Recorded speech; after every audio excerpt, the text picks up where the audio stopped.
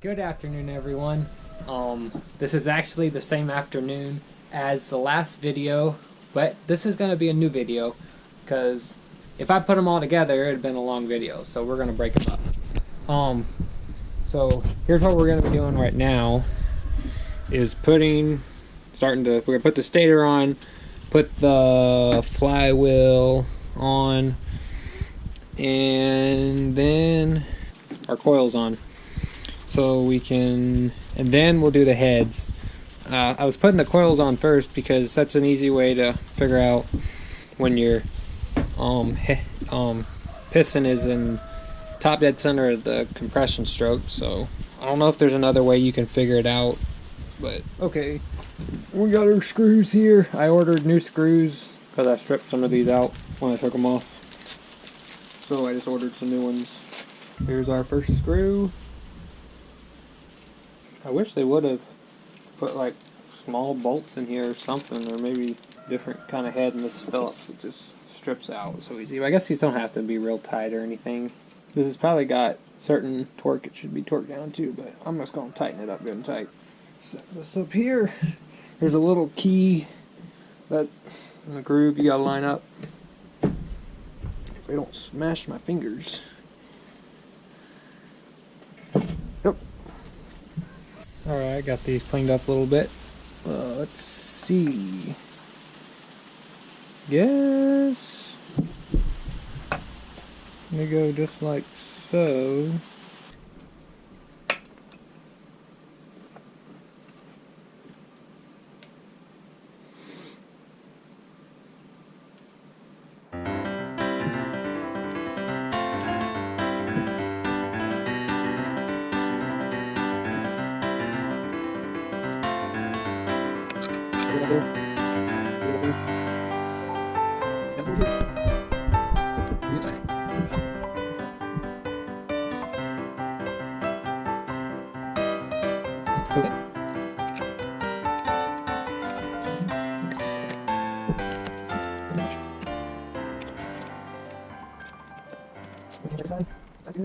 Make sure it's not bigger than 0.4.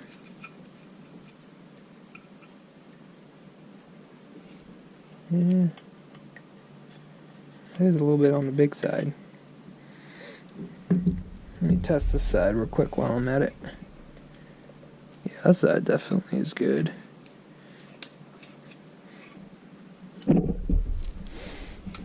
Alright. So now we should be able to torque them down 52 inch-pounds. Alrighty. So now I'm going to show you, set this, I'll go ahead and do cylinder number 2, set it at the top dead center. On this number 2 cylinder, the way we set it at the top dead center on the compression stroke, where this leg on the ignition coil is here on this part of the magnet here, and that is going to be top dead center. So now got my number 2 head right here. Wipe this off.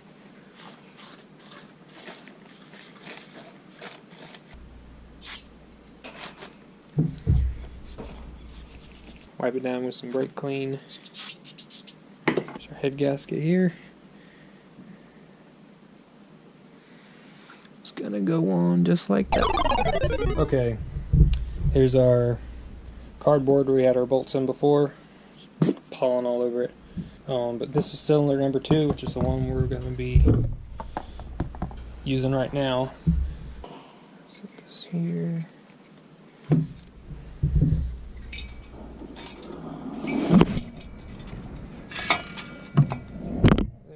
That. Alright, got that set. We need to start with, okay, that's number 1. This is number 2. Then 3. Then this is number 4. And this is number 5 on the bottom.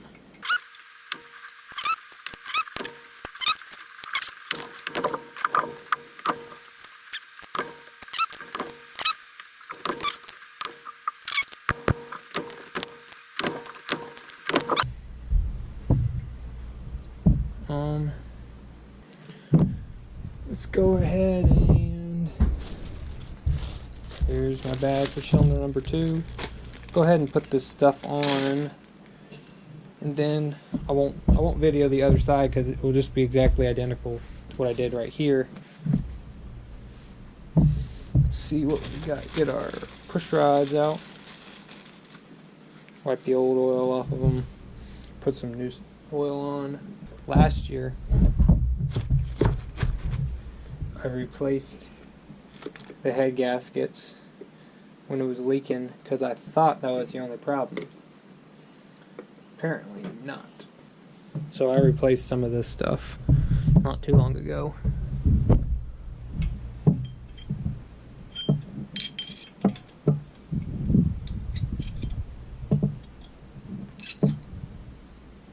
This stuff in its spot. There we go. There's a little slot it slips into. You feel like you can't really push it from side to side anymore. Feel it kind of go in. That goes into those little pieces that I didn't really know the name of. I think they're tappet or something like that. Now, got our brackets for our rocker arms. Those are going to go right here. Okay, need to put some thread locker on these bolts for the rocker arm brackets. Well, I think it's kind of stopped up. Alright. Just get a little bit on there. Yep, that was a lot of bit.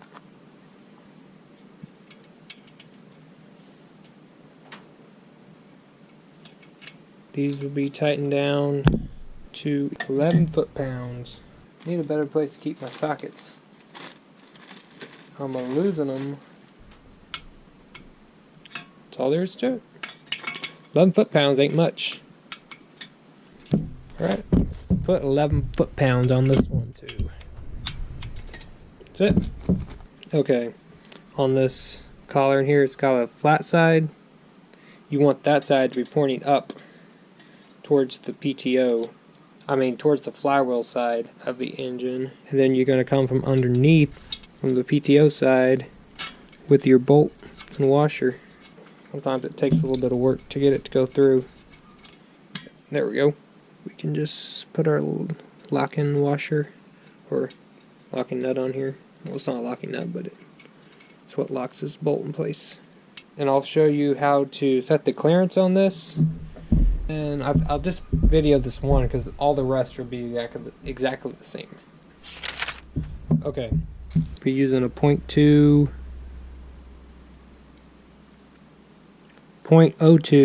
no, 0.5 millimeter feeler gauge. You probably can't see that, but that's what we're going to be using. It's 0.5 millimeter.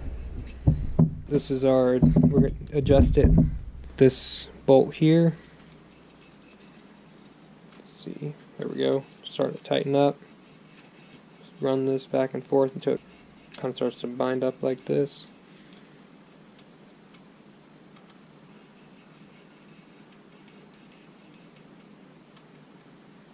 And we shall tighten this down.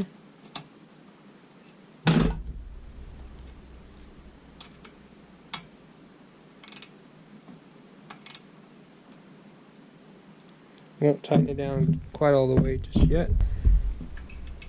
Test this back out. Yeah. Whoops. I thought I was using the wrong one. I shouldn't be using 0.5 millimeter, but 0.05. Now I'm confused. No, that's right. This is the one I should have been using. It's a lot smaller. Do this again.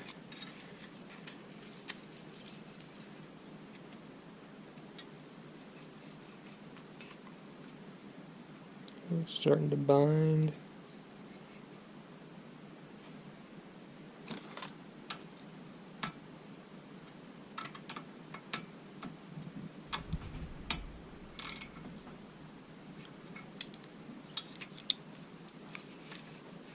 to run that up and down through there. Just like so. It's perfect. Torque it down. Check it again. Supposed to be torqued down to 87 inch-pounds. Like that. Check it again. Still good. Let's move on to the next one. I think this one's going to be put in opposite. No, it's going to be the same way. So this is going to be put where, yep, facing the flywheel side. Get our, then we'll do the same thing. I think I'm gonna stop the video right there because I'm running low on battery. But it's basically, I'll just do the same thing for this rocker arm and for the other side too, as far as putting the head on and this stuff, which I think on the other side, putting these rocker arms on, it's opposite, where the flattened side is facing towards the PTO. But other than that, it should all be the same torques and stuff.